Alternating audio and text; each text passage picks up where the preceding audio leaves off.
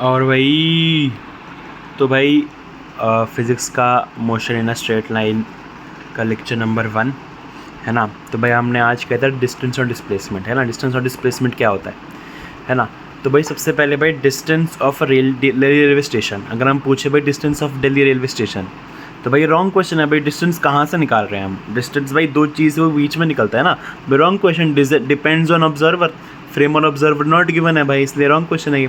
Distance of Delhi railway station from Patna, अब ठीक है भाई, पटना से दिल्ली रेलवे स्टेशन का डिस्टेंस चाहिए हमें, ठीक है, 1050 किलोमीटर। लेकिन टू बी ऑनेस्ट थोड़ा सा रॉन्ग यहाँ पे भी है, क्योंकि भाई also depends on path taken. वह पटना से भाई अब यहाँ से जाओ घूम के, कोई अब कहीं और से कोलकाता से पता नहीं कहाँ से घूम के जा रहे हैं ना, तो मतलब ठीक है हम बता सकते हैं, लेकिन भाई पाथ टेकन पे भी डिपेंड करता है ना डिस्टेंस, तो इसलिए थोड़ा सा रॉन्ग यहाँ पे भी हो जाता है, ठीक है भाई। अब फ्रेम ऑफ रेफरेंस क्या होता है? फ्रेम ऑफ रेफरेंस होता है a place from where we take observation, और a person who take observation, उसे हम ऑब्जर्वर बोल देते हैं। जैसे भाई एक गधे पे बैठ के रामलाल भाई हमारा ऑब्जर्व कर रहा है, तो भाई रामलाल हमारा ऑब्जर्वर हो गया, गधा हमारा फ्रेम ऑफ रेफरेंस हो गया। लिफ्ट भाई हमारी फ्रेम ऑफ रेफरेंस हो गई, उसके अंदर जो बंदा बैठ के ऑब्जर्व कर रहा है वो ऑब्जर्वर हो गया। अगर गाड़ी के भाई एम आर से अपनी BMW में जा रहे हैं, भाई वो गाड़ी जो है वो फ्रेम ऑफ रेफरेंस हो गई और एम आर से ऑब्जर्वर हो गई, ठीक है भाई। तो ऐसे हमारा ये फ्रेम ऑफ रेफरेंस हमने पढ़ा। अब भाई पोजीशन क्या होती है, ठीक है। तो भाई location of object with respect to frame of reference और observer is known as position, ठीक है। फ्रेम ऑफ रेफरेंस और ऑब्जर्वर के हिसाब से जो हमारी लोकेशन है ऑब्जेक्ट की, उसे हम पोजीशन बोल देते हैं, ठीक है भाई। जैसे अगर हम ये यहाँ पे ग्राफ देखें ना, इसमें भाई अगर हमने 0 वाला भी ये क्या नाम है, इसे हमने इसे रेफरेंस ले लिया है ना 0,0 को, तो भाई ये जो ऑब्जेक्ट जहाँ रखा है, तो भाई ये जो है ये हमारा इसके हिसाब से जो है ये हमारी वो हो जाएगी पोजीशन, ये हमारा पोजीशन वेक्टर हो गया, ठीक है। मान लो वो ऑब्जेक्ट चल के यहाँ चला गया, ठीक है, तो ये दूसरा वाला पोजीशन वेक्टर हो गया, ये इनिशियल पोजीशन वेक्टर, ये फाइनल पोजीशन वेक्टर, है ना। और भाई ठीक है, ऐसे हमने कर लिया। If position is not changing with respect to time then object is at rest. मान ले भाई एक बंदा खड़ा है और भाई वो टाइम 0 पे भी यहीं पे है, टाइम 10 सेकंड पे भी यहीं पे, टाइम 50 सेकंड पे भी यहीं पे है, तो भाई हमने यहाँ पे 0,0 से देखा, तो भाई पोजीशन वेक्टर इसका एक ही आ रहा है ना। मैं यहाँ पे चेंज ही नहीं हो रहा है वो पोजीशन इसकी, तो भाई ये रेस्ट पे है। भाई अगर इसका हम ग्राफ बनाना चाहें तो पोजीशन, अगर पोजीशन y एक्सिस पे और टाइम x एक्सिस पे है, तो भाई वही है ना, ये x इस पे है, ये रेस्ट पे, बस ये टाइम पोजीशन चेंज ही नहीं हो रही है, टाइम बढ़ जा रहा है बस, है ना। तो हमने ऐसे ग्राफ बना लिया, ठीक है भाई। If position is changing with respect to time then object is in motion. भाई अगर पोजीशन चेंज हो रही है, अगर भाई देखो टाइम 0 सेकंड पे यहाँ पे था, टाइम 10 सेकंड पे यहाँ पे आ चुका है ना, तो देखो यहाँ पे पोजीशन वेक्टर पहले ये था, पोजीशन वेक्टर फिर बढ़ गया है, देखो तो पोजीशन चेंज हो रही है, तो ये मोशन में है ऑब्जेक्ट, और मोशन में ऑब्जेक्ट तो मान लो अगर पहले या तो इक्वेटर से तुम कर सकते हो, या फिर भाई तुम पहले से ही हमारे पहले से इतने पे था हमसे दूर, ठीक है, इसलिए भाई हमने x1 से किया, तो फिर इतना ये मोशन बढ़ रहा है, पोजीशन बढ़ रही है उसकी टाइम के साथ, है ना। अब भाई क्या था एम आर सर ना, जैसे मान लो ये बंदा है, एक बंदा है, ठीक है, इसने ये बंदा है, ठीक है, इसके पैर हैं, इसने ना ये कैप पकड़ रखी है, ठीक है, ये कैप पकड़ रखी है और इसने अपने हाथ में ऐसे पकड़ रखी है, ठीक है। तो भाई वो ऐसे ऐसे चल रहा है, ठीक है, हमारे सामने वो ऐसे चल रहा है, ठीक है, हमारे सामने ऐसे चल रहा है, ठीक है।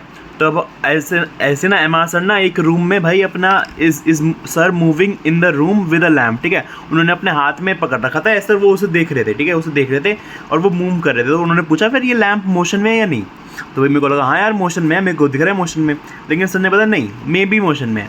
तो भाई हमारे पर्सपेक्टिव से तो मोशन में है, लेकिन एम आर सर ने जो अपने हाथ में पकड़ रखा है ना, हाथ में बिल्कुल ऐसे बिल्कुल स्टेबल पकड़ रखा है और वो उसे देख रहे हैं, तो एम आर सर के पर्सपेक्टिव से तो वो मोशन में नहीं है ना, वो तो रेस्ट में है ना, समझ लो कि मतलब वो तो बिल्कुल उनके लिए तो पोजीशन वेक्टर सेम ही रहेगा, क्योंकि उनका हाथ सेम ही दूरी पे और वो रेस्ट पे ही है ना। इसलिए भाई जैसे अब ऐसे समझो कि भाई बस स्टॉप है एक, ठीक है, यहाँ पे रामलाल है, वो बस पे नहीं चढ़ पाया, कल वो पंकी चढ़ गए भाई, और ये मूविंग बस है, वो बस आगे बढ़ रही है ना।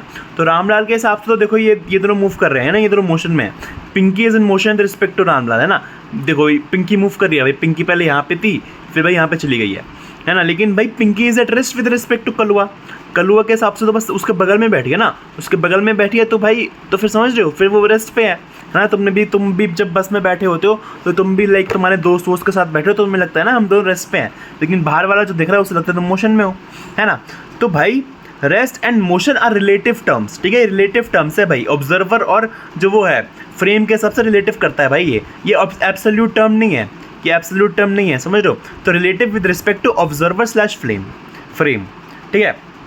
Ramlal is in motion with respect to Kalua and Pinky, ठीक है। अब तुमने कभी देखा हो, जैसे तुम कभी बस में जा रहे हो तो तुम जो बगल में पेड़ आता है, तो बचपन में ऐसे लगता था ना कि क्योंकि हम तो समझते थे कि हम रेस्ट पे है ना, और ऐसे लगता था कि पेड़ पीछे जा रहा है ना, समझ लो पेड़ पीछे जा रहा है। तो भाई सिमिलरली भाई ये दोनों, इन दोनों ने अपने आप को मान लिया रेस्ट पे है, तो ये दूर जा रहे हैं, ठीक है। तो इन्हें लग रहा है ना रामलाल पीछे जा रहा हो, ये समझ रहे ये रेस्ट पे है ना, ये फिर ऐसा लगता है रामलाल पीछे जा रहा है।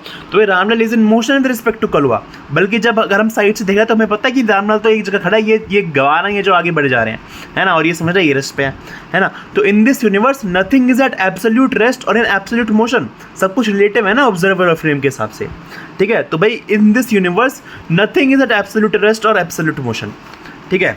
हाँ भाई, अब भाई मान लो भाई हम यहाँ से दिल्ली की ट्रेन में जा रहे थे, ठीक है, ट्रेन से हम जा रहे हैं, ठीक है। तो कल्लुआ ने भाई एम आर सर से पूछा कि भाई एम आर सर दिल्ली कब आएगा भाई, जैसे हम भी पूछते हैं ना कि मम्मी यार कितने देर बचा है आने में, समझ लो कि भाई व्हेन विल दिल्ली कम।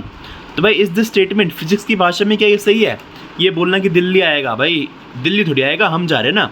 तो हाँ भाई ये सही है ना बोलना एक तरह से, क्योंकि भाई क्या बोला था हमने कि ऑब्जर्वर अपने आप को always assume to be at rest, observer ने अपने आप को रेस्ट पे मान लिया है ना। अगर ऑब्जर्वर रेस्ट पे मान लिया तो पहले उन्होंने देखा कि भाई इतना दूर है दिल्ली, फिर थोड़ी देर बाद एम ने देखा कि इतना दूर बचा है बस, तो ऐसा लग रहा है दिल्ली पास आ रहा हो, है ना, वो अलग बात है। ये थोड़ा ये कॉमन सेंस इतनी होती है ना, कॉमन सेंस इतनी होती है कि नहीं भाई हम चल रहे हैं, है ना। लेकिन मान लो अगर observer always assume to be at rest, तो भाई ऐसा बोल सकता है ना कि हाँ भाई दिल्ली एम आर सर के हिसाब से भाई, क्योंकि रिलेटिव होता है भाई, एब्सोल्यूट रेस्ट या एब्सोल्यूट मोशन में कुछ नहीं होता।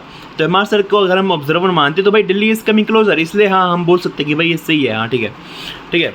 तो अब जैसे मान लो वही बस वाला उदाहरण था कि भाई जैसे एम आर सर बैठे हैं, बस चल रही है, पिंकी खड़ी है, तो ऐसा लगेगा ना एम आर सर को पहले आगे थी, फिर एम आर सर आगे चले गए तो बस ये पिंकी पीछे चली गई है ना, तो पिंकी मोशन में है, ठीक है, ठीक है भाई।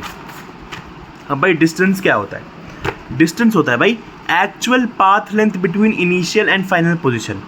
अच्छा हाँ भाई, जो एक्चुअल पाथ ले रहे हैं, एक्चुअल मतलब सच में, तो सच में किया गया संघर्ष, जो एक्चुअल पाथ लिया है ना, how far you moved depends on the part taken, distance जो है depends on the part taken, different for all three paths. देखो जैसे मान लो हम घर से स्कूल जा रहे हैं ना, तो पहले भाई तुम बिल्कुल सीधे सीधे चले गए 3 किलोमीटर, ठीक है, फिर पहले दोस्त के घर होते हुए गए, फिर तुम दूसरे दोस्त के घर होते हुए गए, तो ये 3 पार्ट डिफरेंट है, एक में 3 किलोमीटर, एक में 4 किलोमीटर, एक में 6 किलोमीटर, है ना, तो डिस्टेंस डिफरेंट है ना। तो वो different for all three paths, can't decrease with time, ठीक है, टाइम के साथ डिक्रीज़ नहीं हो सकता। तुम भाई जा रहे हो फिर तुम वापस मुड़ के घर वापस जा रहे हो घर, है ना, तो डिस्टेंस तो टोटल वो पाथ होता है ना, तो उससे टाइम के साथ वो नहीं हो सकता डिक्रीज। स्केलर क्वांटिटी है, direction does not matter, always additive in nature, हमेशा ऐड ही होता है, कांट भी नेगेटिव नहीं हो सकता, जीरो और पॉजिटिव वैल्यू होती है, यूनिट जो है मीटर होती है, ठीक है भाई। अब डिस्प्लेसमेंट देखते हैं, डिस्प्लेसमेंट है भाई does not depend on part taken between 2 point, part taken से फर्क नहीं पड़ता है, ये क्या है भाई, बस शॉर्टेस्ट डिस्टेंस है between initial and final position, इसे चेंज इन पोजीशन बोल दो। तो इनिशियल पोजीशन से फाइनल पोजीशन को स्ट्रेट लाइन से मिला दो, वो डिस्प्लेसमेंट हो जाएगा। तो डिस्प्लेसमेंट हो गया हमारा final position vector minus initial position vector. अब मान लो जैसे वही हम देखें 3 किलोमीटर, 4 किलोमीटर, 6 किलोमीटर, तो इन तीनों का डिस्प्लेसमेंट सेम ही आएगा भाई। Displacement shortest distance between final position और इनिशियल पोजीशन है, उसे भाई जो है क्या नाम है, पार्ट टेकन से वही नहीं पड़ रहा है, फर्क ही नहीं पड़ रहा, displacement same in all three paths, ठीक है भाई। डिस्प्लेसमेंट कैलकुलेट करने के लिए सिर्फ फाइनल और इनिशियल पोजीशन पता होना चाहिए, ठीक है। फाइनल और इनिशियल पोजीशन अगर हमें पता है तो डिस्प्लेसमेंट हम निकाल सकते हैं, है ना, बस वो इसका वेक्टर मैंने इससे वेक्टर कर दो, है ना। लेकिन भाई अगर हम डिस्प्लेसमेंट और डिस्टेंस देखें तो भाई जब तक एक्चुअल पाथ नहीं पता तब तक डिस्प्लेसमेंट मूव नहीं निकाल सकते हम, है ना। सिर्फ इनिशियल और फाइनल पोजीशन पता हो तो डिस्टेंस नहीं निकाल सकते हम, ठीक है भाई, ठीक है। हाँ भाई, ये वेक्टर क्वांटिटी है डिस्प्लेसमेंट और कैन डिक्रीज विद टाइम, है ना। डिस्प्लेसमेंट क्योंकि भाई हमारा वो है क्या बोलते हैं, उसे पाथ से फ़र्क ही नहीं पड़ रहा है। तो मान लो तुम पहले 10 सेकंड में तुम बी तक गए, फिर तुमने आगे के 10 सेकंड में तुम डी पे आ गए ना, तो देखो अब तुम्हारा डिस्प्लेसमेंट डिक्रीज हो गया, देखो पहले इतना था फिर इतना हो गया, है ना, समझ रहे हो, तो ऐसे डिक्रीज हो सकता है। Can be positive and negative, देखो अब भाई डी से तुम एफ पे चले गए तो नेगेटिव हो गया, है ना। Can be positive and negative and zero, ठीक है, जीरो भी हो सकता है कि जीरो भाई अगर तुम यहाँ से शुरू किया और वापस वहीं पे आ गए तो डिस्प्लेसमेंट जीरो हो जाएगा, है ना। अब देखो मान लो भाई तुम हो भाई, ठीक है, तुम हो, ये तुम पहले भाई हम गधे हैं भाई, ठीक है, गधा रामलाल है, ठीक है, फिर वो 1 साल मेहनत करके वो डॉक्टर रामलाल बन गया, है ना। तो अब जो दुनिया है वो डिस्प्लेसमेंट देखेगी या डिस्टेंस देखेगी? वो तो सिर्फ ये देखेगी ना कि पहले भाई गधा सा था, फिर अब डॉक्टर बन गया, तो हाँ भाई ठीक है भाई, बढ़िया डिस्प्लेसमेंट देखेगी। जो भाई तुमने इतनी मेहनत करी है कि भाई अप्स एंड डाउन जो है हमारे, है ना, जो हमने इतनी मेहनत करी है, ये सब रात रात को जग के जो भी हमने मेहनत करी है, ये जो हमने संघर्ष लगाया, ये जो डिस्टेंस है पूरा, ये थोड़ी देखते दुनिया, है ना। तो डिस्प्लेसमेंट देखेगी, डिस्टेंस है बट संघर्ष नहीं देखती, है ना। अब मान लो भाई ये ऐसे है भाई कि यहाँ से सीधा चले जा रहे हो ना, तो भाई 3 मीटर 4 मीटर तो डिस्टेंस 7 मीटर और डिस्प्लेसमेंट भी 7 मीटर ही है, ठीक है, सेम ही है। लेकिन भाई अब यहाँ पे देखो, यहाँ पे ऐसे पहले 3 मीटर ऐसे गए, फिर वापस 4 मीटर आ गए, ठीक है, ये 4 मीटर था, ठीक है, मैं लिखा नहीं, 4 मीटर वापस आ गए, ठीक है। तो भाई डिस्टेंस तो 7 मीटर है, लेकिन डिस्प्लेसमेंट क्या हो जाएगी? डिस्प्लेसमेंट हमने देखा था फाइनल इनिशियल, तो भाई ये हो जाएगी, तो 4 - 1 हो जाएगा, है ना, 4 - 3 हो जाएगा, मतलब समझ रहे हो। तो ये -c हो जाएगा ना, समझ रहे हो। तो भाई मतलब अगर 3 मीटर आगे चले, फिर 4 मीटर पीछे चले, 4 मीटर पीछे चले, तो 4 - 3 बस ये हो जाएगा ना, बस 1 मीटर हो जाएगा बस, तो -1 मीटर। या फिर अगर हम इसका मॉड देखें तो 1 मीटर हो जाएगा, है ना। तो भाई हम यहाँ पे देख सकते हैं कि डिस्टेंस और डिस्प्लेसमेंट सेम है। If object is moving in one direction 1D, मतलब एक स्ट्रेट लाइन में, विदाउट चेंज इन डायरेक्शन, अगर चेंज इन डायरेक्शन नहीं हो रही है ना। लेकिन भाई अगर चेंज इन डायरेक्शन हो रही है, फिर तो भाई डिस्प्लेसमेंट जो है हमेशा कम आएगी डिस्टेंस से, है ना। ऐसा हो सकता है कि भाई डिस्प्लेसमेंट ज़्यादा आ जाए डिस्टेंस से? ऐसा कभी हो ही नहीं सकता ना, या तो भाई इक्वल आएगी या फिर कम आएगी, है ना।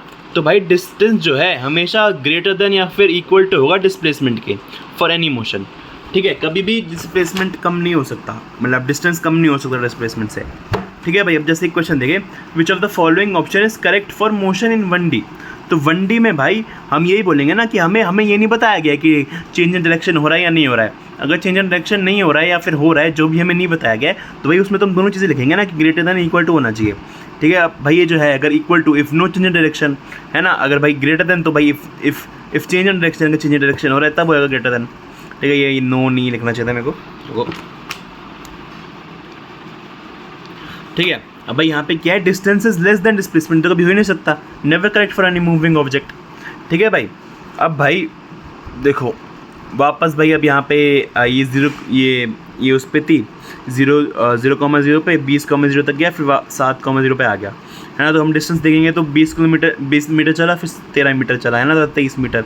अब डिस्प्लेसमेंट क्या देखेंगे, हमने क्या पढ़ा था, वेक्टर वो माइनस कर दो फाइनल पोजीशन से इनिशियल पोजीशन का, तो 7 - 0 हमारा 7 मीटर आ जाएगा, है ना। अगर हम यहाँ पे देखें तो डिस्टेंस हमारा हो जाएगा 7 + 7, और भाई यहाँ पे फिर क्या है, ये देखो 5 से 12 तक गया, है ना। फिर वापस यहाँ पे गया -7 तक, है ना।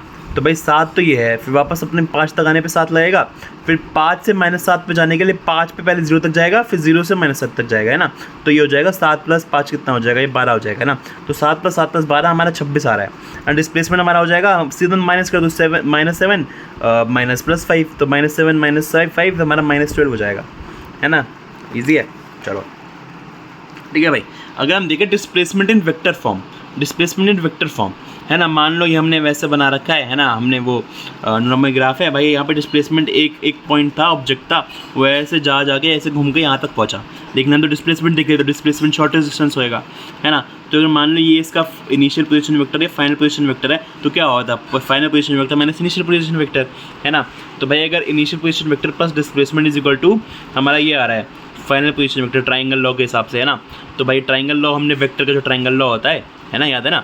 तो भाई हमारा क्या हो जाएगा, डिस्प्लेसमेंट, ये हमने वेक्टर में ही पढ़ा था कि डिस्प्लेसमेंट हो जाएगा फाइनल माइनस इनिशियल। तो भाई हम वो करेंगे तो हमारा ये आ जाएगा, फिर हमारा जो वो होता था, अगर हमें इसका मैग्नीट्यूड निकालना है तो वो क्या होता है, अंडर रूट डेल्टा x का square plus delta y square plus delta z square, है ना। भाई डेल्टा इसकी जगह तो मिले सकते x2 - x1 plus y2 - y1 plus z2 - z1 का होल स्क्वायर, है ना।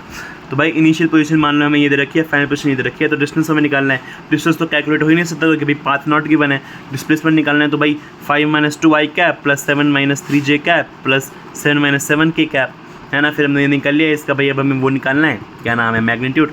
तो भाई 3 स्क्वायर प्लस 4 स्क्वायर सॉरी भाई √25 हमारा 5 मीटर आ जाएगा, ठीक है। अब मान लो किसी ने भाई यहाँ से एक हमने वो फेंकी, ठीक है, किसी वेलोसिटी से, तो हमारा ऐसे जाके यहाँ पे गिर गई है, ठीक है भाई। तो उसका डिस्प्लेसमेंट निकालना है, तो डिस्प्लेसमेंट हमारा हो जाता है भाई, इसका भाई सीधा माइनस कर दो, फाइनल माइनस इनिशियल, है ना। तो वापस 20i कैप आ जाएगा, ठीक है भाई। ऊपर से फेंकी ये हमने यहाँ पे आ गई है, ठीक है। अब यार कैसे निकालें डिस्प्लेसमेंट, तो ये भाई वापस माइनस कर दो बस, 20i cap plus 0j cap minus 0i cap plus 10j cap, है ना। फाइनल माइनस इनिशियल कर दिया हमने, वो ऐसे करके अंडर रूट करके हमने वो निकाल लिया है, ठीक है। अब देखो अगर ये सीधे सीधे चले जा रहा है ना, एक ऑब्जेक्ट है सीधा सीधा चले जा रहा है तो नो चेंज डायरेक्शन, तो डिस्टेंस और डिस्प्लेसमेंट इक्वल था, हमने देखा था ये, है ना। अगर भाई इनिशियल और फाइनल पोजीशन सेम हो गई, ऐसा है यू टर्न करके आ गया, तो डिस्प्लेसमेंट तो जीरो है क्योंकि भाई फाइनल माइनस इनिशियल हो जाएगा ना, डिस्टेंस जो है वो जीरो नहीं होएगा ना, क्योंकि कुछ तो चला है ना, ये हमें तो पाथ से फर्क पड़ता है ना डिस्टेंस में।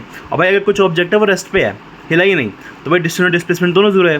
तो भाई if distance zero then object always at rest, है ना। अगर डिस्टेंस हमें बोल रखा है जीरो है तो भाई ऑब्जेक्ट रेस्ट पे ही होगा, है ना, क्योंकि भाई अगर डिस्टेंस ज़्यादा मतलब जीरो पर कभी हो ही नहीं सकता, है ना। अगर डिस्प्लेसमेंट जीरो है तो दो केस हो सकते हैं, है ना, या तो भाई इनिशियल और फाइनल पोजीशन सेम है, यू टर्न लेके वापस आ गया है, या फिर भाई रेस्ट पे है ना। तो भाई अगर हम देखो फर्स्ट फ्लोर सेकंड फ्लोर देखे, है ना, इफ डिस्टेंस इज जीरो, अगर डिस्टेंस जीरो है तो भाई डिस्प्लेसमेंट मस्ट भी जीरो, अगर भाई डिस्टेंस जीरो है मतलब रेस्ट पे है ना, चला ही नहीं, तो भाई डिस्प्लेसमेंट भी जीरो हो जाएगा। If distance is not zero, अगर डिस्टेंस नॉट जीरो है तो भाई दो केस हो सकते हैं, या तो सीधा सीधा चले जा रहे हैं नो यूटर्न, दूसरा यूटर्न लेके इनिशियल और फाइनल पोजीशन सेम हो गई, तो भाई डिस्प्लेसमेंट में और मे नॉट बी जीरो, है ना। भाई अगर डिस्प्लेसमेंट जीरो है तो भाई दो केस हो सकते हैं कि चला ही नहीं, है ना, या फिर भाई वो इनिशियल और फाइनल पोजीशन सेम हो गई है, तो भाई डिस्टेंस में और मे नॉट बी जीरो, है ना। और भाई अगर डिस्प्लेसमेंट नॉट जीरो है, भाई मतलब डिस्प्लेसमेंट कुछ है, भाई मस्ट हैव डिस्टेंस, है ना। भाई वही है, अगर तुम इसे फर्स्ट फ्लोर सेकंड फ्लोर से समझो, भाई फर्स्ट फ्लोर है तो सेकंड फ्लोर सॉरी, अगर फर्स्ट फ्लोर नहीं है तो सेकंड फ्लोर नहीं हो ही नहीं सकता, है ना। अगर फर्स्ट फ्लोर है तो सेकंड फ्लोर हो भी सकता है, नहीं भी हो सकता है ना। अगर सेकंड फ्लोर नहीं है तो फर्स्ट फ्लोर हो भी सकता है, नहीं भी हो सकता है। अगर सेकंड फ्लोर नहीं है सॉरी अगर सेकंड फ्लोर है तो भाई फर्स्ट फ्लोर तो होगा ही, है ना भाई। तो भाई the displacement of body is zero then distance, अगर displacement of the body is zero है तो भाई डिस्टेंस में हैव सम डिस्टेंस, जीरो भी हो सकता है ना। अगर डिस्प्लेसमेंट जीरो है तो भाई अगर ऑब्जेक्ट एट रेस्ट होगा तो जीरो हो जाएगा, अगर इनिशियल फाइनेंशियल पोजीशन सेम हो जाएगी तो डिस्टेंस होगा, है ना। The distance is not zero displacement, अगर डिस्टेंस हमारा नॉट जीरो है तो डिस्प्लेसमेंट में और मे नॉट भी जीरो, है ना। नॉट जीरो है या तो भाई नॉर्मल चल रहा है, या फिर भाई अगर इनिशियल फाइनेंशियल पोजीशन सेम हो गई तो भी जीरो भी हो सकता है ना। हाँ भाई, अब भाई मान लो हमारा ए पॉइंट से ये 4 मीटर चला, फिर ऊपर 3 मीटर, फिर माइनस 1 मीटर, ठीक है। हमें डिस्टेंस तो हमने निकाल लिया, ठीक है, 4 + 3 + 1 हमारा 8 मीटर। डिस्प्लेसमेंट निकालने के लिए हमें ये निकालना पड़ेगा, और ये कैसे निकालोगे, मान लो अगर ये 4 मीटर चला है ना, ये 4 मीटर चला है, सॉरी ये देखो ये 4 मीटर चला है, और यहाँ ये 3 मीटर चला, ये वापस 1 मीटर आया, तो ये भी 3 मीटर, ये भी 3 मीटर, तो इसका भाई वो ट्राइंगल लॉ लगा लो, है ना। ट्राइंगल लॉ हमारा रूट 18 आ जाएगा, है ना, ठीक है। अब देखो ये एक क्वेश्चन था, 1 metre, 2 metre, 3 metre, 4 metre, 5 metre, 6 metre, 7 metre, 8 metre, ठीक है। हमें इसका वो निकालना है डिस्टेंस, तो ठीक है हमने सबको ऐड कर दिया। डिस्प्लेसमेंट में क्या है, देखो कुछ नहीं, कॉमन सेंस है, ठीक है। अगर ये 1 मीटर है और ये 3 मीटर है ना, मतलब ये 2 मीटर होगा, ठीक है। अगर ये 5 मीटर है, ये 7 मीटर है, मतलब ये भी 2 मीटर है, ठीक है। अब भाई यहाँ पे देखो ये 4 मीटर है, ये 6 मीटर है, ये 2 मीटर हो गया। वैसे ही सिमिलरली ये 6 है, ये 8 है, तो ये भी 2 मीटर हो गया।